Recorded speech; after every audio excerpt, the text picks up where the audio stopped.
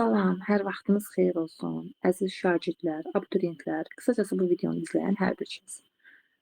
Deməli bu 12 iyul tarixində keçirilmiş blok imtahanının sualları da ikinci şans üçün keçirilmişdi bu imtahan. Deməli, informatika fənnindən olan bu sualların izahına vaxt itirmədən baxaq. Deməli, birinci sualdan başlayaq. Birinci sualda HTML kod fraqmentinə əsasən sözlərdən neçəsinin qalın şriftlə əks olunmağı soruşulur. Biz bilirik ki, qalın şriftlə əks olunmaq üçün bold, yəni BTQ arasında yazılmalı və yaxud da strong. Bu ikisi də qalın yazmanı göstərir. Baxıram BTQ arasında biraz böyütmək istəyirəm. Aha. BTQ arasında baxın burada əlavə sözü var. Sonra strong TQ arasında yenə də səs sözü var və də yenə də bir. Deməli burada əlavə, səs və şəkil sözləri qalın hərflə yazılasıdır. Bu da 3 dənə söz eləyir. Bizdən neçə dənəsinin qalın yazılmağını soruşur. Yəni 3 dənəsi. Sonra 62-ci suala baxaq. 62-ci sualda deyilir ki, rəqəmləri 0, 1, 2, 3, ABCDY olan mövqeli say sistemində ən böyük 3 rəqəmli ədədi müəyyən edin. Məsələn, burada nümunə götürək. Rəqəmi 0, 1, 2, 3, 4, 5 olan say sistemində ən böyük rəqəm nədir? Təbii ki də 555-dir, 3 rəqəmli ədəd. Düzdürmü? Bu altılıq say sistemidir. Burada da ən böyüyü sonuncu E hərfi olduğuna görə 3 rəqəmli olanda da 3 dənə E-ni yan-yana yazmaq lazımdır. Deməli, 62-ci sualda da olur B variantı.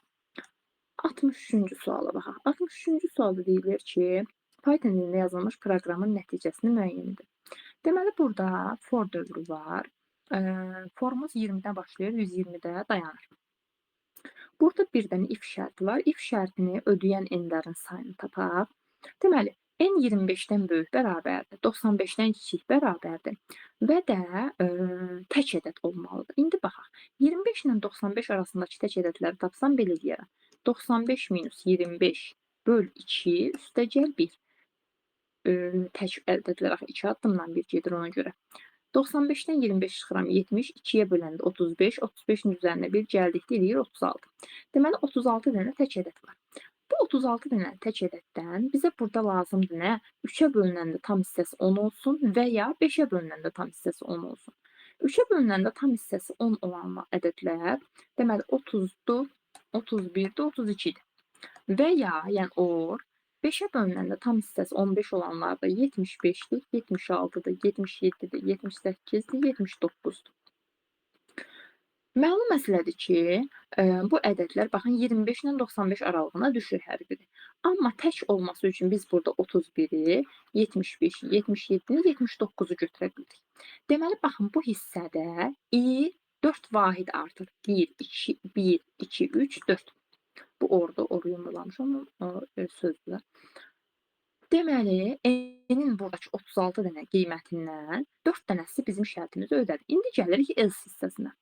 Else-də bizə lazımdır burada if-i ödəməyənlər. İf-i ödəməyənlər həm 20 ilə 25 arasındakılardır, həm 95 ilə 121 arasındakılardır, həm də 25 ilə 95 arasında olan cütlərdir. İndi bir-bir tapaq. 20 ilə 25 arasında 24 minus 20 üstəgəl 1, yəni 25 ədəd var. 25-in özü bu tərəfə daxildir, onu götürmür. 120 ilə 95-in 96-nın arasında, 120 ilə 96-nın arasında məlum məsələdir ki, forda sonuncu sərhəd götürülənir. 120-dən 96 çıxıram, 24 üzərinə 5, 25.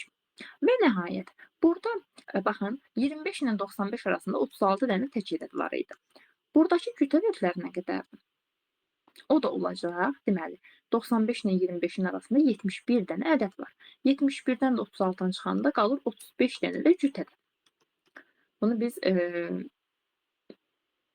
bu formada da yaza bilərik. Baxın, 25-dən böyük cüt ədəd 26-dır, 95-dən kiçikdə 94-dür. 94-dən 26-nı çıxıb 2-yə bölüb üzərinə 1 gəldikdə 35-i alırıq. Deməli, burada da else uyğun olur i neçə? 5 burada, 25 burada, 35 burada. Bu da olur 5 üstəgəl 25 üstəgəl 35. 30, 35, 65. Deməli, i burada 65 oldu. Burada da 4 olmuşdu.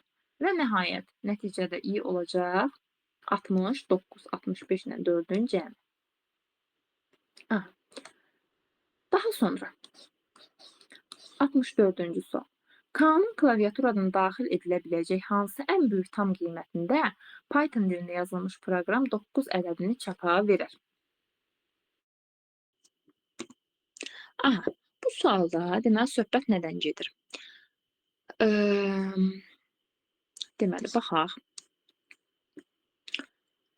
K-nı biz bilmirik neçə daxil eləməliyik. i12-dir. Deməli, f12 böyük bərabərdir K-dan və 12 böyükdür 0-dan. Bu tərəf doğrudur, bu tərəf də doğru olmalıdır. i olmalıdır 11. İndi yuxarıda f12-ni tapsaq, f12 olacaq. F12 olur. 12-nin kvadratı minus 20, yəni 124. 124 də 12-dən böyükdür deyə deyirəm hə. Deməli,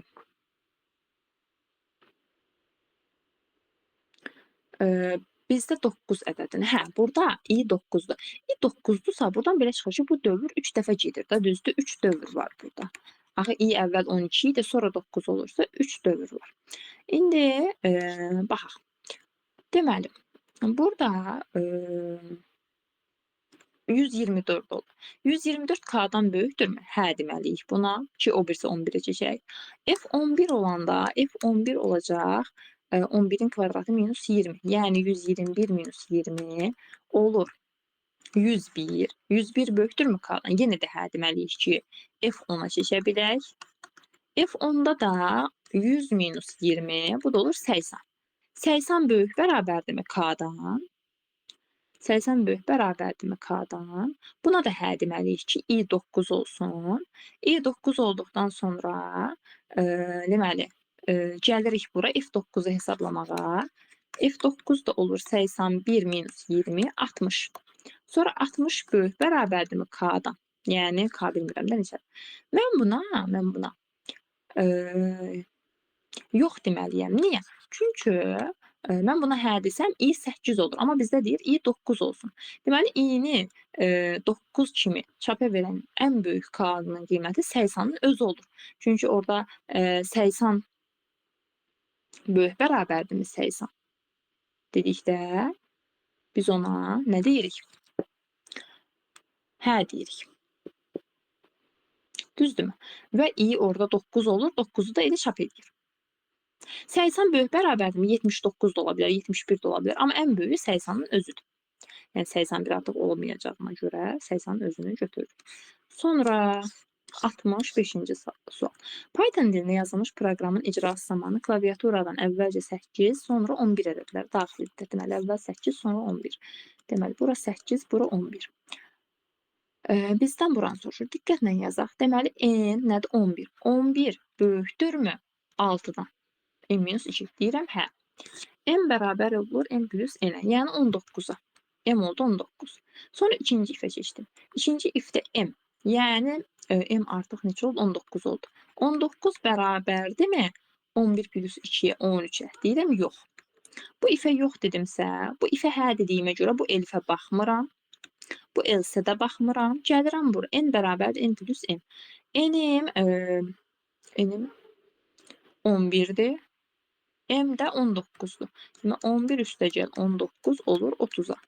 Printdə də m plus n. M ən son 19 idi. N də baxın 30-dur. O da olur 49. Yəni C variantı. 66-cı sual.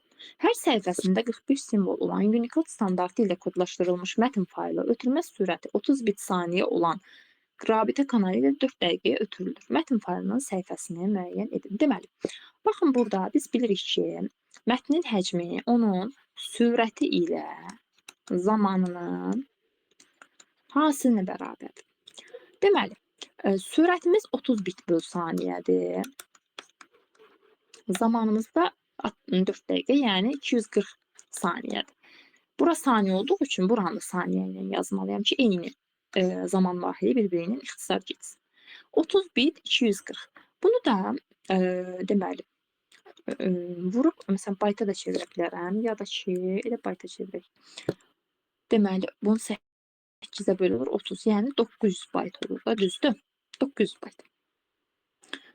İndi deyir ki, bu 900 baytlıq informasiya Unicode standartına kodlaşdırılıb, 45 simvol var, x dənə səhifə var, səhifə sayını bilmirəm və 900 baytdır. İndi buradan x-i tapsam belə yazaram da, 900 bayt böl 90 bayt. Düzdür? Baxın, burası da baytdır, burası da baytdır. Eyni ölçü vahidi olmalıdır. Baytlar ixtisar gedir. 900-də 90-ı böləndə tapıram ki, 10 səhifə. Deməli, səhifə sayım 10 dənə imiş.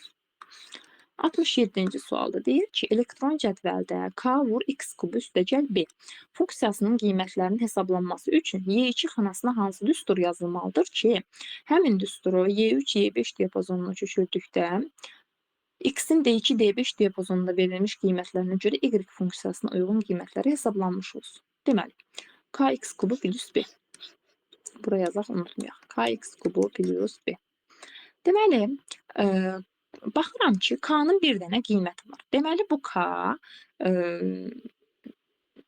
harasındasa, yəni A2 xanasında bir dollar işarəsi olmalıdır. Məsələn, C variantında dollar adında bir şey yoxdur. Amma ya sətr, ya sütunda dollar olmalıdır. Çünki axı bu aşağı getdikcə, məsələn, bunlar dəyişir. Amma bu dəyişməməlidir, eyni şey qalmalıdır ona görə. Deməli, burada A1 yazıb, məsələn, A1 ilə başlayıb, bu da yanlışdır, D variantında atıram. Baxıram, A, B, Y variantları hələ ki gözəyarı baxanda ola bilər. Deməli, sonra x nədir? X burada D2-dir, D3-dür, D4-dür, bu formada dəyişə-dəyişə gedir. Baxın, x-in, məsələn, A variantında yazıb ki, dollar D, dollar 2. Yəni ki, D2-ni eyni qiymətini dəyişməyə icazə vermir. Deməli, A variantı da doğru. Axı, burada bu qiymət dəyişməlidir. Bir dəfə 1-i, bir dəfə 0,6-nı götürməlidir. Sonra, B ilə Y-də qaldıq. B ilə Y-də baxıram ki, bir burada mütləq ünvanlarda fərq var. Burada sütunun qabağındadır, burada sətrin qabağındadır, bir də burada. Və B, kx kubu plus B. B də bir dənədir. B də bir dənədir. O da 5-dir. İndi baxıram. Baxıram ki, burada harda dollar olar? Sətrin qabağında, yoxsa sütunun qabağında? Məsələn, burada da sütunun qabağındadır. Burada da hər ikisində sətrin qabağındadır. İndi hansı olar?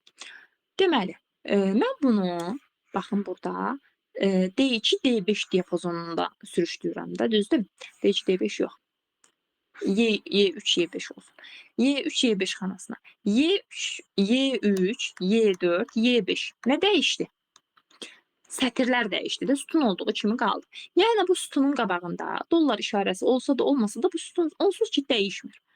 Bizə sətir dəyişməyi lazımdır. Amma Y variantında baxıram ki, burada axı K da X, K da B-dir. Bir dənə olduğuna görə bunun sətri dəyişməməlidir. Buradakı D2, D-lərdə isə, məsələn, D-nin qabağında, sadəcə D-nin qabağında dollar olsaydı da düz olardı. Olmadığı, yəni o yoxdur, yenə də düzdür. Dediyim kimi, yəni burada sütun üzrə, daha doğrusu sətr üzrə getdiyi üçün sütunların dəyişməməsi heç bir şey ifadə eləmir burada. Yəni ki, biz orada dollar yazsaq da, yazmasaq da bu sütun onsuz ki, dəyişmir. Baxın, Y-dən Y-yə keçir, eyni qalır. Sadəcə sətirlər dəyişir. Burada da baxın, A2 xanasında sətr dəyişməməli. Əgər dəyişsə, bu A3 xanasına keçir, A3-də də qiymət yoxdur. Ona görə elə olur Y variantı. Biraz qarışıqdır, diqqətlə qulaq asın, başa düşərsiniz məncə. 68-ci sualda deyir ki, dairəvi diaqramda mağazada satılan cəmi 80 ədəd olan A, BCD məhsullarının say bölgüsü faizlə sütunlu diaqramda göstərilmişdir. Deməli, baxın, burada bunun deməli 80 ədədini göstərilir. Burada da hər birinə verilən pul göstərilir. Deməli, baxın, ümumi 80-dırsa A-dan nə qədərdir? 80-ın 50%, 40 dənə. 80-ın 20%, 16, 80-ın 20%, 16, 80-ın 10%, 8. İndi baxın, A məhsulu hər nədirsə, bundan 5 dənə satılır. B məhsulundan 25 dənə, C məhsulundan 15 dənə, baxın, belə baxıram da. D məhsulundan 10 dənə. İndi bunun gəlirini hesablayaq. Baxın, A məhsulu 40 dənədir. 40 dənə olan A məhsulunun birini 5 manat deyək, satılırsa, olur bu 200 manat da, düzdür? B məhsulu. B məhsulu, B yanı bu. 8 dənədir. B məhsulundan 25 dənə satılıb. 8 vur 25 olur 200 dənə məhsul. C məhsulu 16 dənədir. və 15 manatdan satılıb. 16 vur 15-dir, 240 eləyir səhv eləmirəmsə. D məhsulda 16 dənədir və biri 10 manatdan satılanda eləyir 160 manat. Deməli 200, 200, 240, 160. 200, 250 olmadı. 200, 200, 240 olmalı idi. Eyni olan. 200, 200, 240, 160. Elə budur da, düzdür. Uyğun gəldi ABC'nin qiymətləri. Y variantı. Sonra 69'da. Deyir ki, Python dilində yazılmış proqramın nəticəsini müəyyən edin. A'da bir siyahı verilib və deyir ki, i eşitdir len a minus 1. Yəni bunların sayından bir dənə az. 1, 2, 3, 4, 5, 6, 7, 8, 9, 10, 11. 11'dən 1, 10 deyək. Baxın, i'ni birinci 1 götürürük, düzdür? i 1 olanda A1 ifdə bərabərdirmi A0 üstəgəl 2-yə? Yəni bu 2 bərabərdirmi özündən əvvəlki üstəgəl 2? Təbii ki, yox.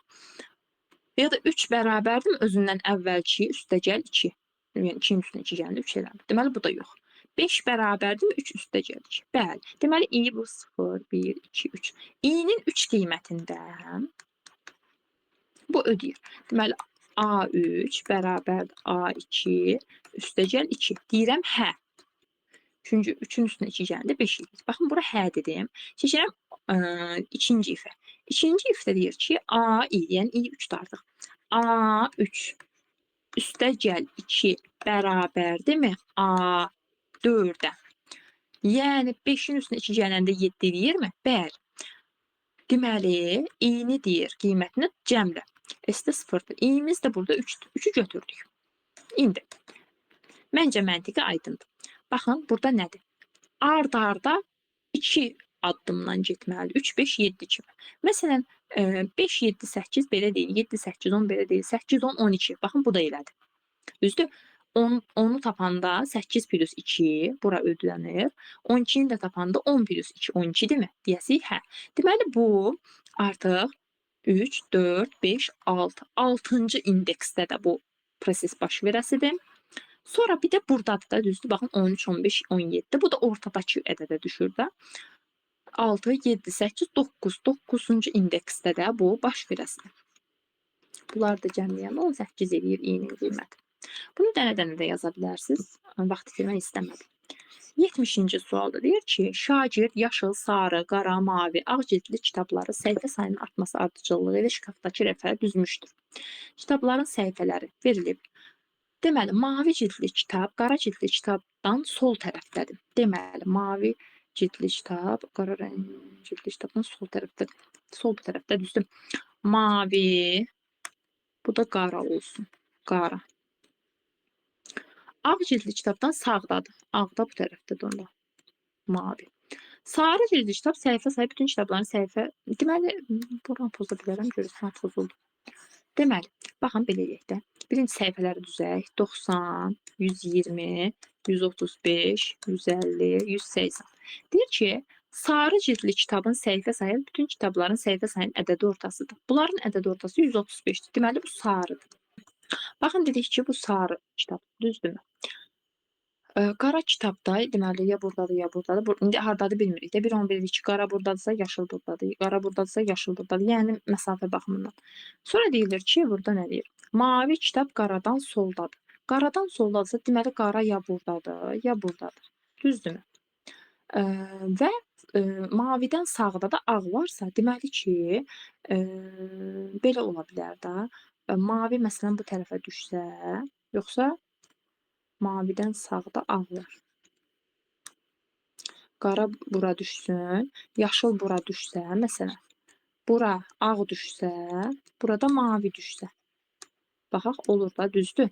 Amma məsələn, qara bura olsa, yaşıl bu ikinci yer olsa, yenə sarı olduğu kimi qalsa, mavi qaradan solda olduğuna görə mavi bu tərəfə düşür, solda bir dənə yer qaldı.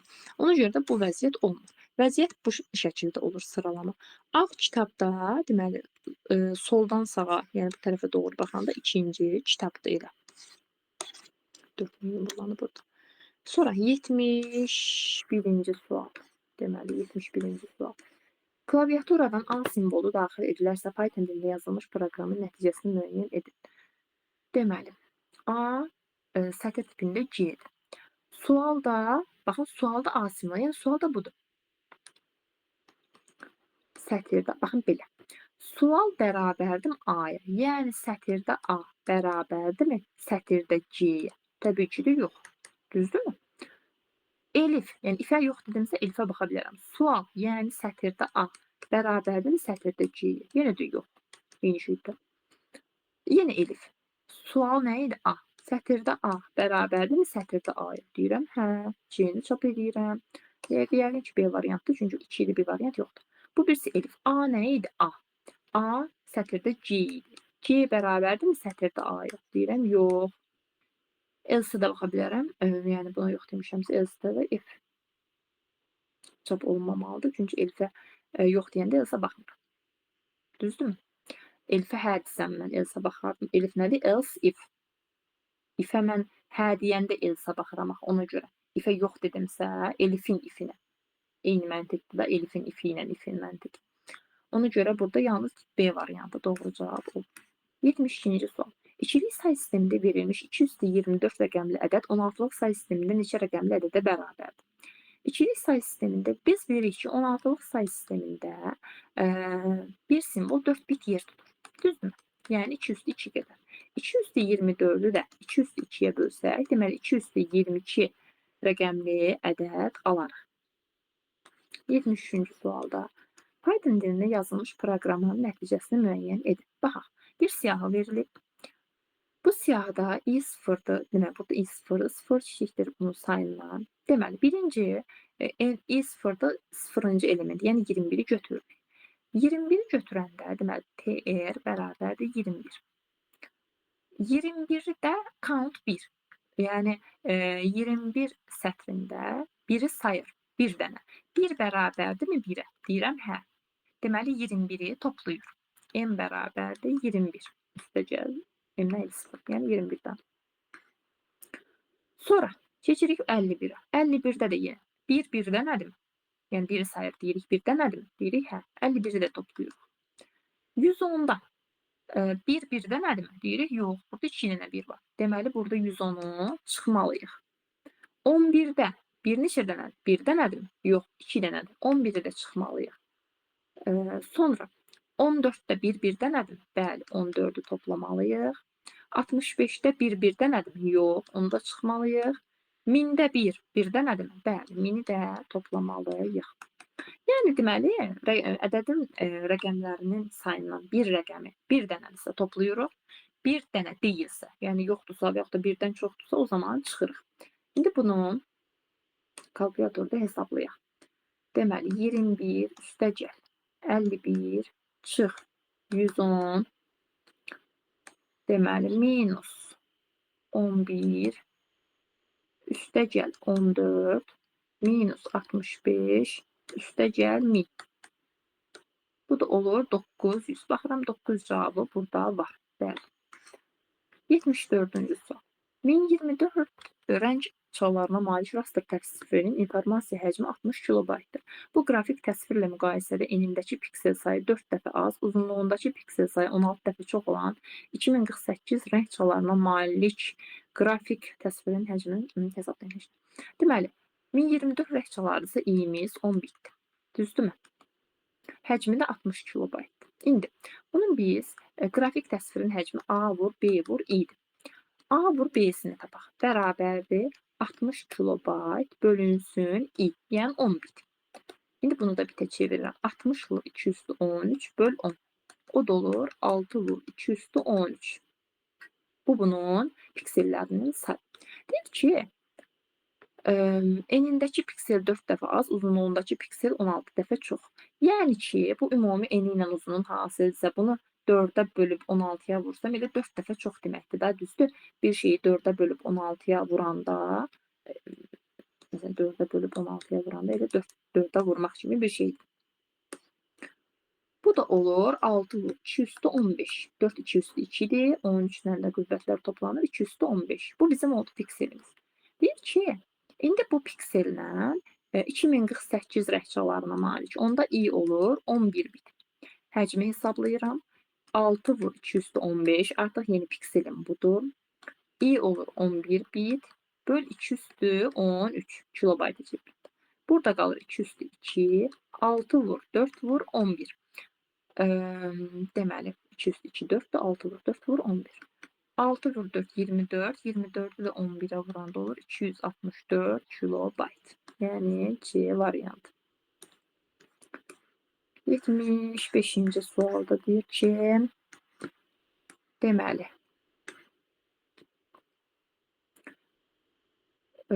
Ceyhun haqqındakı yazı yerinə necə dəyişir? İndi bunu tətbiq edək. Kimya çiçək bərabər 78. Deməli 79 bölü 84 78 ola bilər 3, 4, 5. Or fizika böyükdür 70. 2, 4,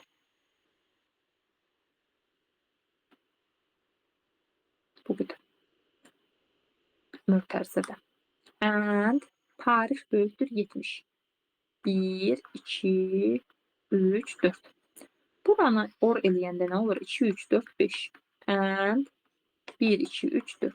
And eləyəndə 2, 3, 4 olmur. Olur. 2, 3, 4'ün deməli, kimyasının artması üzrə sıralasam, kimya 2, 3, 4'dür da düzdür. Ceyhun, Vəli, Kamal belə eləyərəm. Yəni 4, 3, 2. Ceyhun əvvəl 4'də idi, indi gəldi yuxarı. Yəni 2 mərtəbə qalxdı da əslində, düzdür? Əvvəl buradaydı, bura qalxdı. Yeri belə dəyişdi. Deməli, 2 sətir yuxarı qalxar. Cavabı doğrudur. 76-cı suala baxaq. 76-cı sualda deyilir ki, HTML kod fraqmentinə əsasən veb səhifədə əks olunacaq cədvəlin ikinci sütun üçüncü sətrinin kəsişməsində olan elementi tapın. Baxın, biz bilirik ki, T-dən sətirlər işarə olunur. Burada bu hissə birinci sətri, bu hissə ikinci sətri, bu hissə də üçüncü.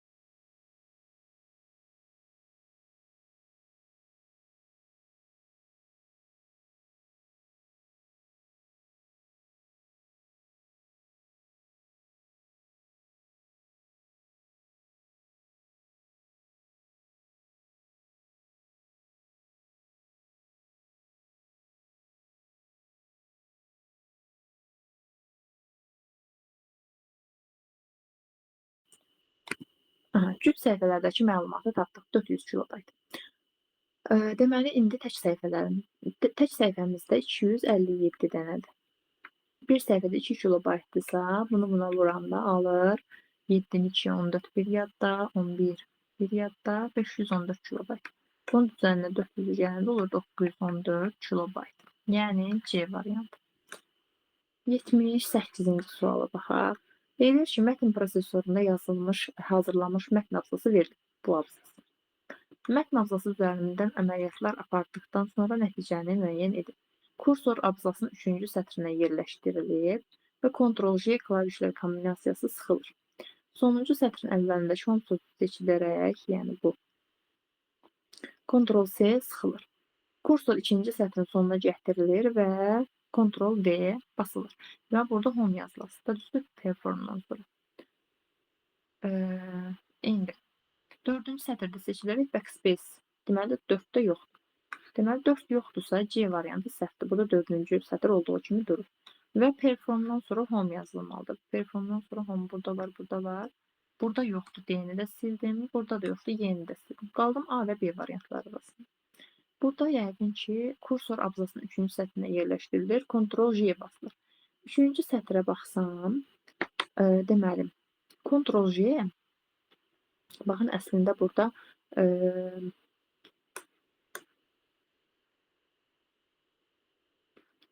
deməli,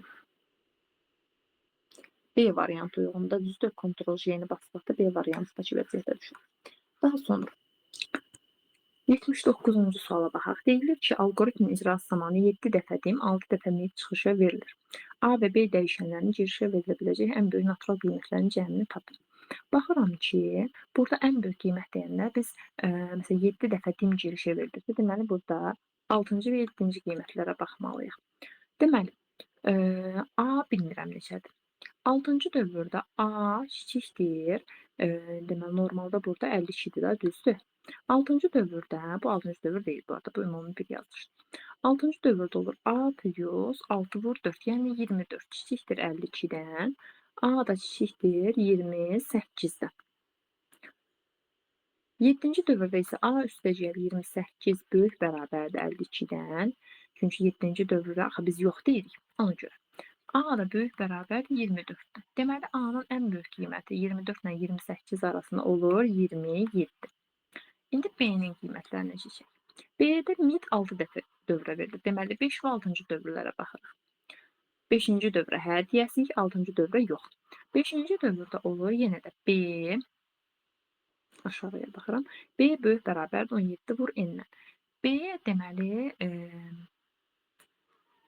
B necə dəyişib? Bir dəqiqə baxıram. B minus n. Baxın, burada yazır. B minus n. Deməli, B minus 5-ci dövrdə olasıdır. 5 vur n, yəni 20. Böyük bərabərdir. 17-ni də 4-ə vuranda 68. B də böyük bərabərdir olur 88. 6-cı dövrdə isə B kiçikdir 24, kiçikdir 68, B də kiçikdir 92. Burada da ən böyük qiymət 88 ilə 92 arasında olur 91. Deməli, bunların cəmində 91 ilə 27-ni də cəmləsək 8, 118. Baxaq, şuraya 118 cavabı varmı? Bəli, D variantında var. Daha sonra 80-ci suala baxaq. İngilis əlifbasının kiçik, böyük hərflərindən və rəqəmlərdən ibarət məlumat aşağıdakı qaydada şifrlənmişdir. Böyük hərflər 3 mövqe sağa sürüşdürülür, kiçik hərflər 4 mövqe sola sürüşdürülür, rəqəmlər 5 mövqe sağa sürüşdürülür. Şifrələmədən sonra belə bir ifadə alınarsa ilkin məlumatı tapın. Baxın, böyük hərflər 3 mövqe sağa sürüşdürüləndən sonra bu alınırsa, deməli sürüşdürülməmişdən qabaq əslində bu soldadır. Yəni böyük, məsələn, B hərfi bu. B hərfindən 3 mövqe sola baxmalıyıq biz. 1, 2, 3. Deməli, B-nin yerində Y hərfi dayanmalıdır.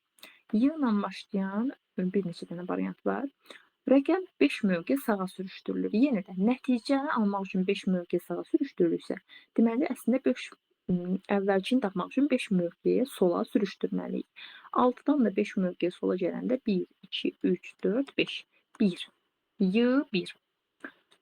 A və Y variantlarında var. C-də də var əslində. Daha sonra Y hərfi, yəni kiçik hərflər 4 mövqe sola sürüşdürülür. Deməli, bunun tərsini edirik. 4 mövqe sağa. Deməli, Y-dan 4 mövqe sağa. 1, 2, 3, 4. C hərfi. Y, 1, C. O da var A variantında. Davamını da eləyə bilərsiniz. Mən eləmirəm, vaxt getməsin. 81-ci sual. Xidməti klavişləri müəyyən edin. Deməli, Insert xidməti klavişdir, Shift xidməti klavişdir, ESC xidməti klavişdir. 1, 4, 5. Home, Page Down, End. Bunlar isə deməli xidməti klaviş deyil. 82-ci sual baxaq. Şagirdlərin kitabxanadan götürdükləri kitablarla bağlı verilənlər bazasının cədvəli verilmişdir. Lalə adlı şagirdin kitabxanadan götürdüyü bütün kitabları cəmi neçə günə oxuyub. Belə cədvəllərdə bir-birinin əlaqəyə baxıram. Baxın, Lalənin kodu 3-dür. Buradan gəlirəm, 3 şagird, baxın, şagird hissəsində 3 olanı axtarıram. Burada baxın, burada var 3, burada var 3, burada. İndi deməli neçə günə oxuyub? Mən bilən axırıncı sütunda oxumaq. Bəli, oxuduğu günlərin sayı ən axırıncı sütundur. Deməli, bunu 10 günə, 16 günə, 15, 15, 15. Deməli, 10 üstəgəl 16 üstəgəl 15 üstəgəl 15 üstəgəl 15. Bu hissə eləyir 45. 45-in də üstünə 26 gələndə olur 71 gün. Yəni D variantı. Burada əlaqəni tapmaq lazımdır. 80-cü sual. Cədvəldə sorğular və sorğuların nəticələri verilib. Disk or plotter and scanner sorğusu üzrə neçə səhifə tapılır? Deməli, bunun üçün bir şəkil oldu. Şəkil çəkə bilərik. Deməli, yazıram disk, plotter və scanner baş hərflərini yazıram. Disk and plotter and scanner 120. Deməli, baxın, üçünün kəsişməsi 120-dir. Plotter and scanner 270-dir. Yəni, bunların əndi burada da düzdür.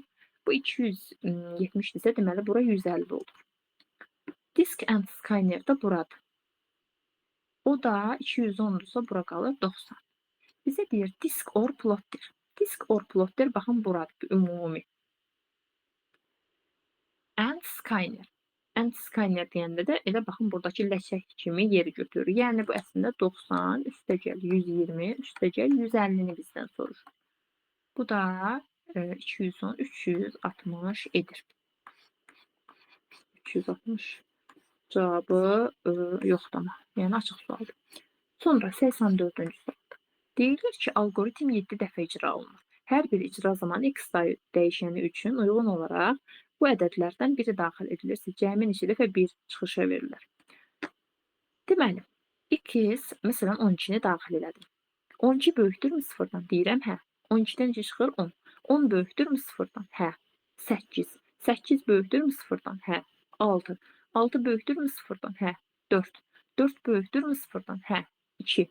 2 böyükdürmü 0-dan? Hə. 0. 0 böyükdürmü 0-dan? Yox. Gəlirəm 0-dan bura. 0 bərabərdirmi 0-a? Hə. Və 1-i çap elədik. Aha. Burada nə baş verir? Yəni, deməli, burada nə baş verir? Burada ədədin cüt ya da tək olduğunu yoxlayır. Yəni, cüt ədədlərdə 2 çıxa-çıxa gedəndə axırı 0 alırıq. Tək ədədlərdə amma 2 çıxa-çıxa getsək, axırda 1 alasıyıq. Burada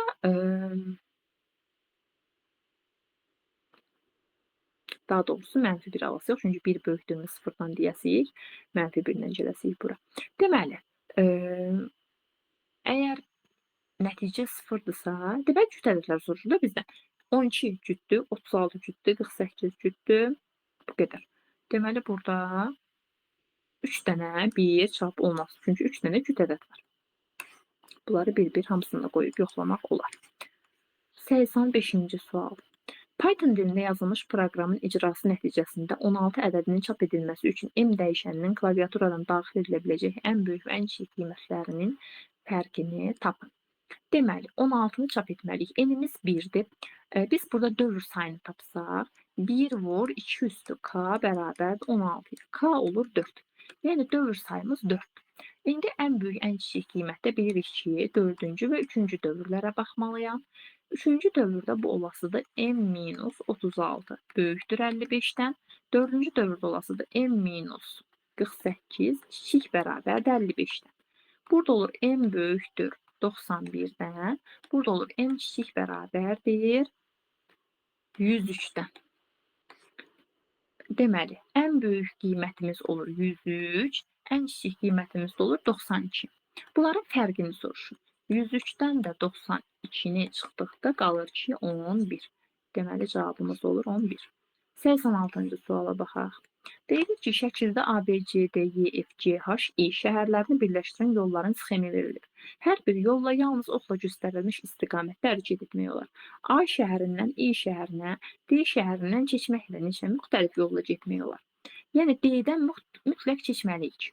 Deməli, Baxın, buradan hər birindən bir ox çıxır. Hələ ki, 1, 1, 1, 1. B-yə 1 çıxır, buradan da 1 çıxır. B-dən bu tərəfə də 1 gəlir. H-dan 2 çıxır. C buradan da 1 gəldiyi üçün C-dən 3 çıxır. Deməli, C-yə gəlir 3 buradan, 1 buradan, 1 buradan. Deməli, 1, 1, 3, 5. Düzdürmü? C-yə gəlir 5, C-dən çıxır 5. D-yə elə bir dənə də buradan gəlir, bu da 1. Deməli, D-dən çıxası da 6, 6. Bu 6 da buradan gəlir, 6, 6. Deməli, 12 dənə burada yol olur. Cavab 12. 87. Uyğunlaşdıraq. Raster qrafik redaktorları dedikdə tərkibində foto, image və də paint sözləri olanlar götürməliyik. Yəni A və Y birinci aiddir. Nəşriyyat sistemi. Burada dizayn sözü olmağına baxmayaraq Adobe InDesign nəşriyyat sistemidir.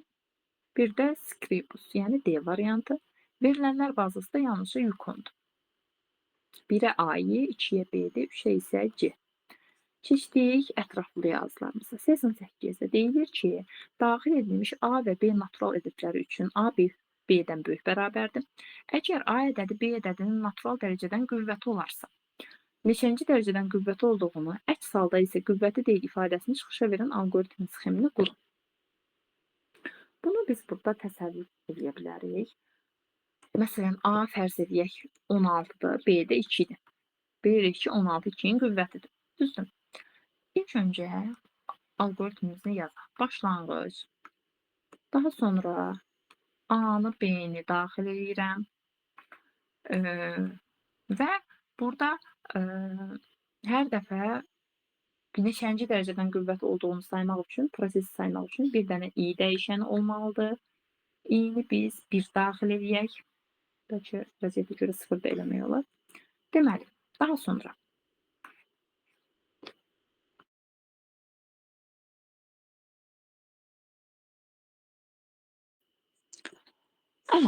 deməli, burada mən şərt qoyuram ki, A böyükdür B-dən.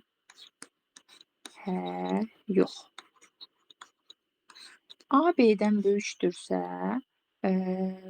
deməli yazıram ki, bir dənə də məsələn K yazaq. Ya da C olsun. C bərabərdir B vur B. Yəni ki, qüvvətdə yüksəltdim. Və burada belə bir şey yazıram ki, i bərabərdir i plus 1. Sonra gəlirəm bu tərəfə.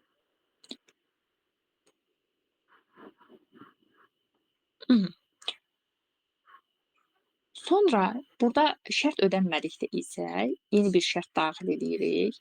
A bərabərdirmi B-yə? Hə olsa çap edirik i-ni. Yox olsa, amma yoxu buradan yazım, bu tərəfdən yer qalmadı.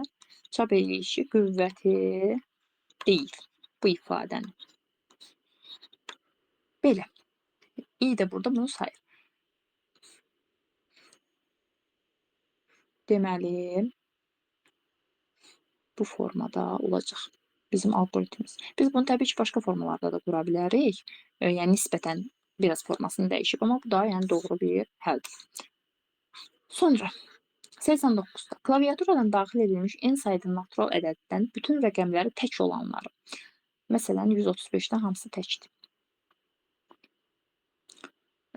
Yəni, bir neçə dənə biz ədəd daxil edirik və o tək olanları çap edir. Deməli,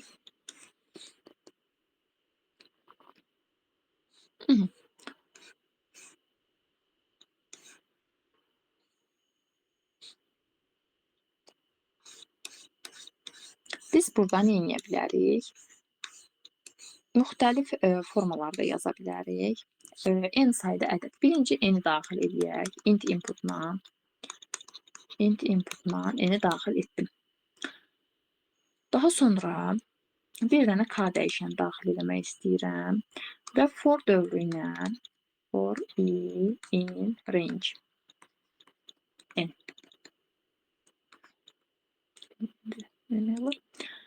Ya da sıfırdan məsələn n-ə qədər belə eləmək olar. Deməli, x-i daxil edirəm, n dənə x, int input, x-də hansı ki, buradakı ədədlərdə, baxın, məsələn, bunlardır.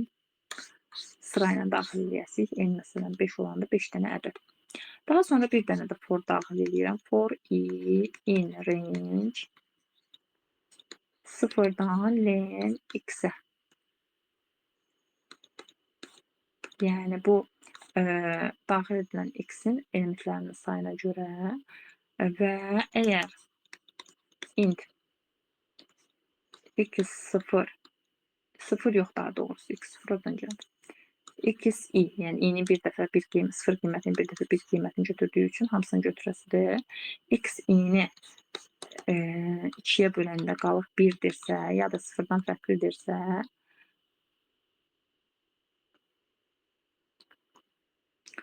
deməli, bu x-i çap eləsin. Düzdürmü?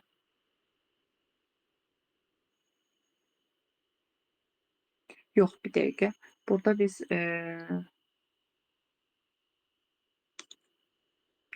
x-i çap eləməz. Burada əgər bu tək ədəddirsə, k-nı bir vahid artırsın. Sonra, daha sonra burada biz bunu burada deyə bilərik, dövrdən çıxdıqdan sonra k, yəni ümumi rəqəmlərin sayı həmin if-i bu tərəfdə də verə bilərik. Burada if k len x-ə bərabərdirsə, yəni rəqəmlərin sayı ümumi rəqəmlərin sayına, tək rəqəmlərin sayı ümumi rəqəmlərin sayına bərabərdirsə, print x, yəni x-i çap eləyək. Bu formada. Ola bilər proqram, düzdürmü? Amma bunu başqa formalarda da yazmaq olar. Çünki niyə? Burada məsələn bir neçə dənə ədəd daxil edirik və tək olanlar çap olunursa, biz bunu siyahı formasında da yaza bilərik. Məsələn, burada hər hansı bir boş siyahı verərik və o boş siyahıya append əlavə etmək funksiyası ilə elementləri ilk öncə əlavə edib, daha sonra onları bir-bir istər formla, istər while-la, yəni fərqi yoxdur orada, doldura bilərik. Bu siyahıdakı elementlərdən rəqəmləri tək olanları bir-bir çapa verə bilərik və yaxud da def funksiyası. Yəni, burada ümumiyyətlə belə məsələlərdə əsas odur ki, yəni müxtəlif yollarla da yaza bilərik. Hər kəs fərqli yolla yaza bilər. Əsas odur ki, nəticə alınsın, düzdür? Mən for-la yazdım, siz while-la yaza bilərsiniz. Nə bilim, elə adamlar def-lə yazar. Yəni, bu hər kəsin özünün proqram yazma qabiliyyətinə qalmış bir şeydir. 90-cı sualdır və sonuncu sualımızdır. İndi buna baxaq. Qovluqdakı n sayda faylın kilobaytlı informasiya həcmləri klaviaturadan boş siyahıya daxil edilir. Klaster ölçüsü 4 kilobayt olan diskdə tutduğu yer ilə informasiya həcmi eyni olan faylların sayını çap edən proqramı Python dilində yazın. Deməli, burada boş siyahını özü dediyi üçün biz bunu yazmalıyıq. Bir dəqiqə, burada boş yer var. Buralara yazmağa çalışım. Deməli, n saydı. Yenə n bərabərdir int input yazmaq istəyirəm. Yəni n-i daxil edirik.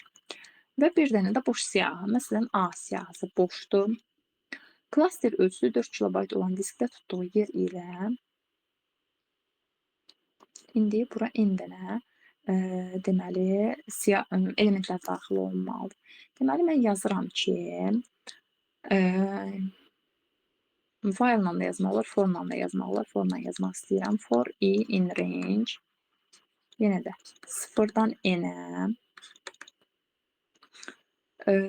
Deməli, 0-dan n-ə. Davamını buradan yazacağım. Yer yoxdur. Deməli, nə edirik biz bunu? X-i daxil edirik. Fərz edirik ki, bu forun altındadır. X bərabərdir int input. Bu da n dənə nədir? Elementdir. Və bunu, deməli, a.append x. Bunu bura append, yəni siyahıya daxil elədik. Daha sonra deməli, yazıram ki, for i in range. Deməli, A siyahısına müraciət edirəm. A siyahısına müraciət edirəm. Elementlərini bir-bir götürürəm və bu elementləri yazıram ki, i, daha doğrusu, Burada len-a da yazmaq olar. Len-a da yazmaq olar. A, if nə yazaq? If A i-ni 4-ə böləndə qalıb 0-dırsa, yəni tam bölünürsə, diskdə tutduğu yerlə informasiyanın həcmi eyni olmaq nə deməkdir? Yəni 4-ə tam bölünmək deməkdir. O zaman onların sayını da burada bir dənə k götürək, 0 verək. Sayını da k-dan sayaq. K plus 1. Və ən sonunda da deyək ki, print k. Düzdürmü? Deməli, bu siyahının içindəki elementlər bir-bir götürür. 4-ə böləndə 0 olanları da sayır. K plus 1-ni. Belə bu. Bu da bunun proqramı. Bu sonuncusu biraz səliqəsiz oldu, üzrlə hesab edin. Yer olmadığı üçün. Bilsəm, başqa təmiz səhifədə yazardım. Nəysə, eybi yox. Belə, yenə dediyim kimi, bunu da müxtəlif versiyalarda bir balaca xırda dəyişiklik eləməklə yazmaq mümkündür. Amma, yəni, belə də yazmaq olar. Deməli, əziz şagirdlər, abituriyentlər, suallarımız bitdi. Suallar bu qədər idi. Ümid edirəm ki, sizlərdən ötürü faydalı oldu. Qaranlıq qalan bir məqam olarsa soruşmağı utanmayın, mütləq soruşun. Nə isə bir sualınız olarsa rəylərdə qeyd eləyin. Daha çox videolar üçün kanala abunə olmağı unutmayın və başqa istədiyiniz izahlar varsa, onu da rəy hissəsində qeyd edin ki, mən onların da izahını çəkməyə çalışım. Sağ olun, salamat qalın, özünüzə yaxşı baxın.